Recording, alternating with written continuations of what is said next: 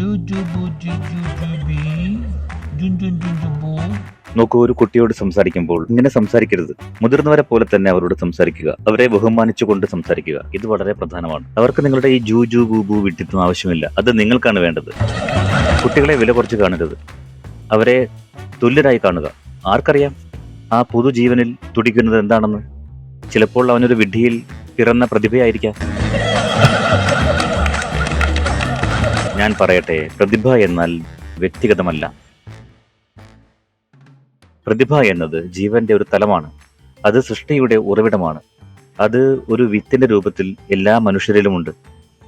അത് തുറന്നു വരാനുള്ള ഒരു അന്തരീക്ഷം നമ്മൾ സൃഷ്ടിക്കുമോ, അതോ നമ്മൾ അതിനെ അടിച്ചമർത്തി വെക്കുമോ? അതാണ് മാതാപിതാക്കൾക്ക് ചെയ്യാവുന്ന ഒരു കാര്യം. ദയവായി ഏതെങ്കിലും വിധത്തിൽ അവരുടെ പ്രതിഭ വെളിപ്പെടാൻ അനുവദിക്കുക.